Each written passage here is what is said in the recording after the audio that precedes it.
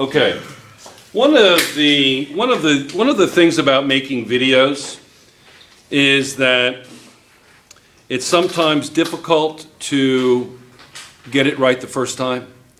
I can see already where I can improve on what I told you. Because I heard people explaining it to each other, and there's better ways of explaining it, and I will tell you what I mean in a moment, okay? So, don't expect every video to be perfect. I can always improve on them, and by listening to how you're learning, etc. Even though I've been teaching this for many years. So let's do this one, okay? Obviously, the central atom is going to be xenon tetrafluoride, right? The central atom is going to be xenon, right?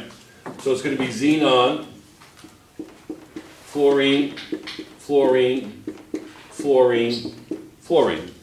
The only reason I drew it like that is, it's one on each side. It has 4 sides, correct? Easy. Now, so you want to count up the total valence. 7 times 4 is 28, plus 8 is 36. Correct? Yes? Let's reduce the size of this. Just wanted to make it large so everyone could see it. So it's going to be xenon tetrafluoride. Okay, now, what's the number of bonded electrons? 8. Okay, minus 8, and that's going to be 28. Okay, now, when I say complete the valence, this is what I mean. I mean that all the outer electrons have to have 8 total, including the bonded electrons. Each bond represents 2. It's shared. So the way this is drawn is every fluorine has 2 electrons. Yes? I don't say put 7 around each one. Well, you are sort of, I suppose, in a sense that I'm going to put 6 here, and then there's 1 in here. So the black one is the xenon, and the blue one is, I don't have my blue marker here. Where's my blue marker? And then there's a red one that you can't see, that is fluorine, right? Clear? But what I mean is, so you're kind of completing the valence in that sense, but what you're doing is, you have to make sure that each outer atom has 8. Clear? Now, what you don't do though, and this is a little confusing, right? If you had a double bond here, how many electrons does that represent? 4. 4. So if I had a double bond here, what's a double bond? You'll see soon, trust me. But that's a single bond. If I had 2 single bonds, a double bond, that would be 4, so I'd have to put 4 around here, correct?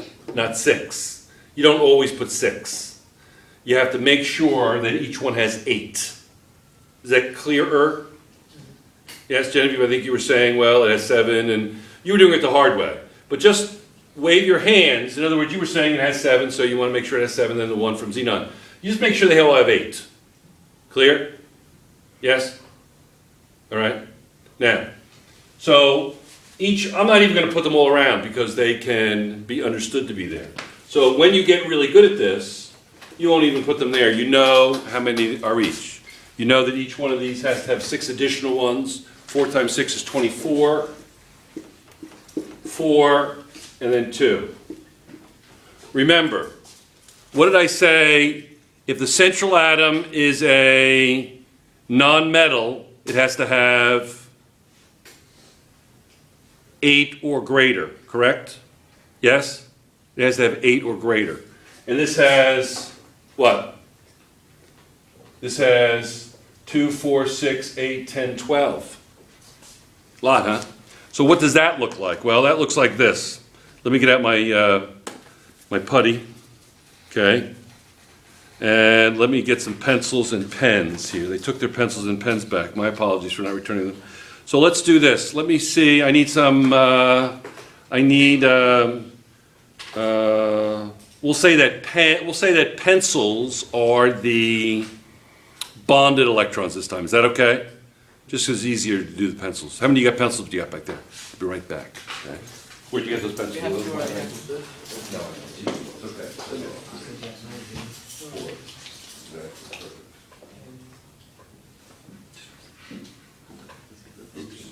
It's not open. Right now I need 2 pens. You have a pen? I'm ready.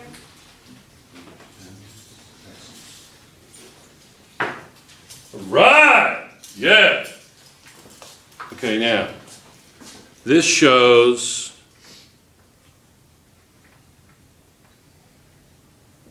central atom with, these are bonded electrons. You see this? These are bonded. Okay? 4 bonded pairs, right? And then these are 2 non-bonded pairs. So the non-bonded pairs are linear across, right? But the bonded pairs, and when you say the geometry, it's always relative to the bonded pairs, not the unbonded pairs. Clear? The non-bonded pairs causes changes in geometry, but the geometry is defined by the bonded pairs. So I have 4, oops. 3. Oops. That's actually a 1. But, so that's, right? So what is the, it's going to kind of look like this, right? So what's the geometry going to be? It's going to be square planar. Square planar. That's going to be the geometry. Okay? Let's do another one. What is square planar? Square planar means that you have 4 bonds in a plane. See the 4 bonds in a plane? And square, you have 4 equal bonds. So they say square. It's kind of like this, this, this. See? So it looks like this. Looks like a square and it's on the plane. Yeah. So it forms a square. But does it have to have that one linear, Yeah, you have a non-bonded pair coming out like that, and a non-bonded pair in the other way, opposite. So you have 2. You ready? You have 2 non-bonded pairs perpendicular to the plane. Does that make sense? Okay. and it needs to be, it has to have 2 unbonded pairs perpendicular to the plane to be a square planar? Yes, absolutely. So that's square planar. It's kind of funky looking. Right, we'll show that once more. Oops, it's falling apart. Oops. Professor Nair came in, so we want to show him this. Professor Nair is taking lessons from Professor. Square planar, this is the bonded pairs, and then the unbonded pairs up top and bottom. Square planar, this forms a square, and then you have a non-bonded pair, 2 non-bonded pairs perpendicular to the plane on either side of the plane. Yes. Okay.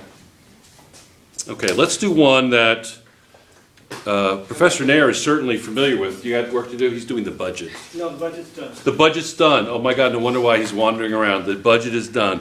The man's life has been... Am I going to try this? You want me to try this? Up here? Math? We'll do, yeah, you know what we'll do is we'll shut this off, and we're going to try the one I'm going to put on the board, which is a very easy one. It's, well, I shouldn't say easy, because that says, well, if I can't do it, then I'm really dumb, right? But that doesn't mean that way. It means that it's common. It's a common element, a common compound that you're going to be doing. Okay, it's common, and it's one of the defining compounds relative to this shape that I won't tell you until you finish. And it's going to be ammonia. Okay? Let's try ammonia. Are you doing the Okay. numbers and everything? Yep.